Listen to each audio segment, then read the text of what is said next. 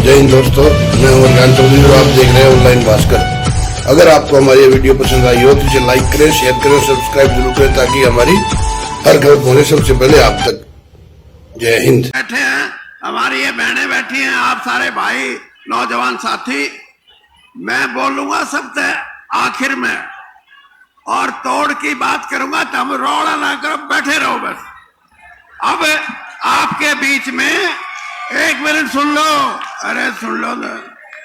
अब आपके बीच में एक ऐसे अर्थशास्त्री कृषि के जिनके लेख आप पढ़ते हो अखबारों में और जिसने किसान के लिए, खेती के लिए वो काम किया है जिससे आज किसान मजबूती की तरफ बढ़ रहा है, उनका नाम है देवेंद्र शर्मा। और उन्होंने, एक मिनट सुनो, उन्होंने, मैंने जब कहा कि जी आप हमारे कार्यक्रम में आना, तो वो ने बोले जी मैं तो प्रोफेसर आदमी, पढ़े लिखे आदमी, आपके तो राजनीतिक प्रोग्राम है। मैंने उनको कहा कि राजनीति से ऊपर उठ के प्रोग्राम है और ऐसा प्रोग्राम है जो गरीब कमेरे के लिए, किसान के लिए, मजदूर के लिए है। वो जब तक बात करें एक एक बात को सुनना और उसको ग्रहण करना कि कितने विद्वान और कितने खेती के लिए, किसान के लिए, गरीब के लिए है। देवेंद्र शर्मा जी, तालियों से स्वागत कीजिए। माननीय चौधरी वीरेंद्र सिंह जी, सर अक्सर लोग ये बात करते हैं कि बदलाव कैसे आएगा। सर बदलाव ऐसे आएगा, बदलाव ऐसा आएगा जो चौधरी साहब ने आज दिखाया है, आप ही लोग वो बदलाव लेके आएंगे।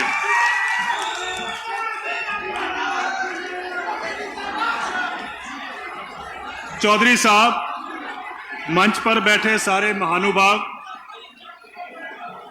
दूर दूर से आए किसान भाइयों बहनों और आप सबको मेरा नमस्कार। अभी कुछ दिन पहले हिसार के जिले में 2 किसानों को जेल हो गई। 2 किसानों को जेल हो गई क्योंकि उन्होंने अपने ऋण का जो इंस्टॉलमेंट था वो नहीं दिया। 2 किसानों को जेल हो जाती है और उसी के साथ एक बड़े उद्योगपति का 6,500 करोड़ रुपए का कर्जा बैंक का, उसमें से बैंक 5,000 करोड़ रुपया एकदम माफ कर देता। किसान की तो जेल हो गई जब उसने एक इंस्टॉलमेंट नहीं पे किया, लेकिन उद्योगपति को 5,000 करोड़ रुपए माफ हो गए, किसी ने सवाल नहीं किया। और ये 1 या 2 या 3 उद्योगपति की बात नहीं है। हमने देखा कि पिछले कई दिनों से एक विषय चल रहा था कि जो अमीर लोग हैं, जो जिनके पास पैसा है इतना कि वो कर्जा वापस कर सकते हैं, वो उस कर्जे को वापस नहीं कर रहे हैं, जिसको हम इंग्लिश में विलफुल डिफॉल्टर कहते हैं। ऐसे जो अमीर लोग हैं, 16,000 देश में ऐसे अमीर लोग हैं जिनके पास पैसा है लेकिन वो देना नहीं चाहते। उनका टोटल कर्जा जो है वो 3.5 लाख करोड़ रुपए का है। 3.5 लाख करोड़ रुपए कर्जा है जो उन्होंने वापस नहीं किया। उनको जेल नहीं होती है, उनको सरकार कहती है कि भाई बैंकों को कि अपना बचाव करो और इनसे कॉम्प्रोमाइज करो और इनको जाने दो। लेकिन किसान भाइयों को जेल होती है जब भी वो कर्जा अपना नहीं चुका पाते हैं। अभी मैं हाल में राजस्थान में था, तो वहां पर पिछले 4 सालों में 20,000 किसानों की कुर्की हो गई है। कुर्की हो गई है क्योंकि उन्होंने पैसा वापस नहीं किया, इंस्टॉलमेंट वापस नहीं किया जो कर्जा उनके ऊपर था। और अगर हम सारे देश के उसमें परिप्रेक्ष्य में देखें तो तकरीबन 15 लाख करोड़ रुपया पिछले 10 साल में माफ किया जा चुका है अमीर लोगों का। 15 लाख करोड़ रुपए से तो हमारी सारी खेती की इतनी जबरदस्त तरक्की हो गई होती कि जो हम सब उसमें देखते कि भाई तरक्की असल में खेती में होती क्या है। लेकिन वो कर्जा माफ हो गया तो कहीं चर्चा नहीं होती है। और इसलिए मुझे बहुत अच्छा लगा कि अभी हाल में ही एक फिल्म आई है, आपने देखी होगी, हिंदी की, जवान। जवान में कम से कम पहली बार शाहरुख खान जी ने एक बात कही है कि जब गरीबों का कर्जा माफ होना होता है तो उनको जेल होती है, जब अमीरों का कर्जा माफ करना होता है तो एक हल्के में, एक झटके में ही वो कर्जा माफ हो जाता है। मुझे लगता है कि इस बात को हमें समझना है कि इसका मतलब क्या है और हम इसको कैसे, इस बात को देश के एक परिप्रेक्ष्य में समझें कि आपके साथ कैसे अन्याय हो रहा है। किसान भाइयों, मैंने बहुत साल पहले एक बात कही थी, वो दोबारा मैं कहना चाहता हूं। 1970 में जो गेहूं का मिनिमम सपोर्ट प्राइस था, एमएसपी था, वो 76 रुपए प्रति क्विंटल था। 1970 में गेहूं का दाम 76 रुपए प्रति क्विंटल था। 2015 में यानी कि 45 साल के बाद किसान का दाम 1450 रुपए प्रति क्विंटल हो गया। यह तकरीबन 20 गुना की बढ़ोतरी थी। मैंने इसको देखने के लिए कि किसान के साथ कैसा अन्याय होता है, बाकी जो सोसाइटी के हिस्से हैं उनको भी समझना चाहा। सरकारी मुलाजिम की तनख्वाह उसी 45 साल के पीरियड में 120 से 150 गुना बढ़ जाती है। यूनिवर्सिटी और कॉलेज के प्रोफेसरों की जो तनख्वाह है वो 150 से 170 गुना बढ़ जाती है। जो स्कूल के अध्यापक हैं, टीचर्स हैं, उनकी तनख्वाह 280 से 320 गुना बढ़ जाती है। और किसान की जो आय है खेती के गेहूं के दाम से अगर हम देखते हैं तो वो 20 गुना बढ़ती है। आप मानेंगे कि अगर बाकी sub section of the society की भी उसी गति से इनकम बढ़ी होती तो आधे तो मर चुके होते, आत्महत्या कर चुके होते और आधे नौकरियां छोड़ चुके होते। अगर हम कम से कम 100 गुना की बढ़ोतरी देखते हैं, वो 2000 का जब पीरियड मैंने बताया, 45 साल का पीरियड, तो 2015 में जो गेहूं का दाम होना चाहिए था वो 7,600 रुपए पर क्विंटल होना चाहिए था। 7,600 रुपए पर क्विंटल होना चाहिए था। जिस तरीके से सरकारी मुलाजमों की, प्रोफेसरों की, स्कूल टीचर्स की तनख्वाह बढ़ी थी और आपको मिले थे 1450 रुपए। अब देख लीजिए, आपका हक बनता था 7,600 रुपए प्रति क्विंटल पाने का, लेकिन आपको मिला 1450 रुपए। ये जो अन्याय जो है पिछले 75 साल से होता आ रहा हमारे देश में, कि हम नहीं चाहते कि किसान को एक वाजिब दाम दिया जाए, हम नहीं चाहते कि किसान तरक्की करे, हम चाहते हैं कि किसानों को खेती से बेदखल करके शहरों में मजदूर बनाया जाए। ये हमारी राष्ट्रीय जो एक सोच है वो ये है कि किसान बहुत देश के ऊपर बोझ बन गया है, अब इस बोझ को उतारा जाए। उतारा जी कैसे जाएगा कि आपको खेती से बेदखल करके शहर में लाएं। शहर में मनरेगा की वर्कर्स की जरूरत शहर में तो नहीं है, लेकिन दिहाड़ी मजदूर की जो जरूरत है उसको आप पूरा करेंगे।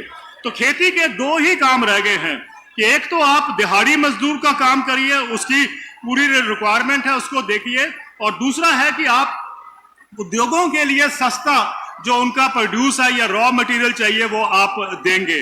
किसान भाइयों, ये क्या कारण है कि कोई भी सरकार आती है, तो जब भी किसान को पैसे देने की बात करते हैं तो सब हाथ पीछे खींच लेते हैं, सब हाथ पीछे खींच लेते हैं, क्योंकि सबको लगता है कि अगर आपको ज्यादा दाम मिल गया, आपकी हालत ठीक हो गई, तो उनका भविष्य खत्म हो जाएगा।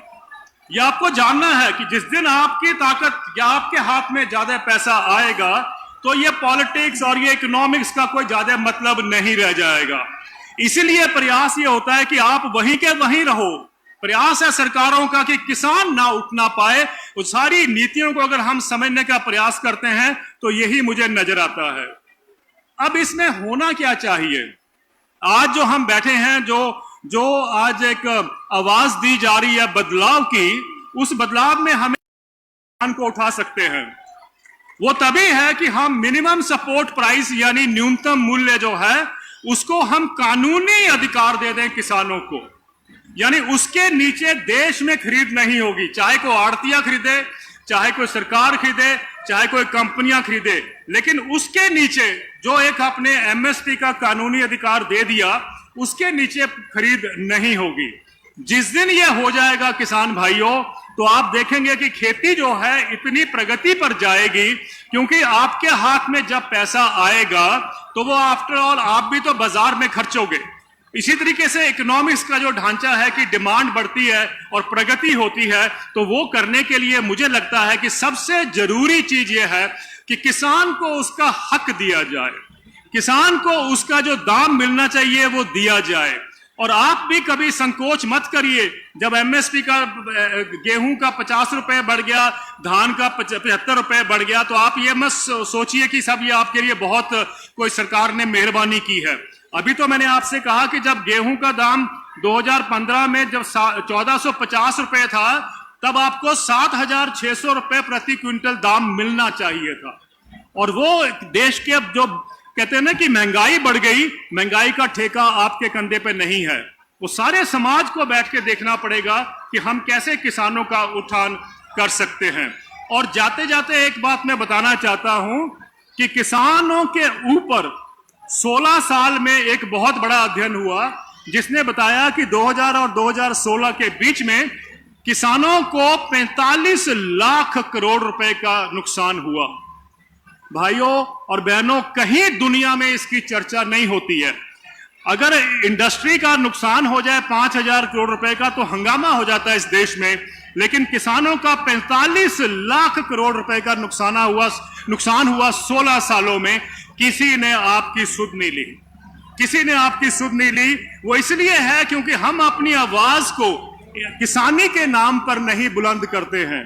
हम किसी ना किसी धर्म में, किसी ना किसी कास्ट में बंटे रहते हैं। लेकिन अगर आप ये सोच लो कि हमें बदलाव जो लाना है इस तरीके से लाना कि हम सब किसान के लिए खड़े होंगे, ना कि किसी पार्टी, किसी धर्म, किसी जात पात के लिए होंगे, तो आप देखेंगे कि आपकी आवाज सुनी जाएगी। मैं ये आपको बताना चाहता हूं कि अगर इस देश में एक चाय वाला प्रधानमंत्री बन सकता है, तो चौधरी साहब इस देश में ट्रैक्टर वाला भी प्रधानमंत्री बन सकता है। और वो तभी हो पाएगा जब आप सब मान के चलें कि हम किसान हैं। जिस दिन आपने ये सोच लिया कि आप किसान हैं, किसान की तरह ही वोट करेंगे, तो मेरा आपसे दावा है कि आपकी सरकार बनेगी और आपका ही प्रधानमंत्री बनेगा। ये आपके हाथ में वोट की ताकत है। इस ताकत को समझिए, आप किसी के झांसे में मत जाइए। किसानी के नाम पर जिस दिन आपने वोट दे दिया, आप देश की आधी जनसंख्या किसानों की है आज देश में। जिस दिन किसानों ने वोट किसानी के नाम पर दे दिया, मेरे को कोई इसमें कोई डाउट नहीं है कि अगली सरकार हो या उससे अगली हो, जो भी सरकार हो वो किसानों की बनेगी। मैं तो उस दिन का इंतजार कर रहा हूं कि एक दिन एक ट्रैक्टर चलाने वाला भी इस देश का प्रधानमंत्री बने। बहुत बहुत धन्यवाद।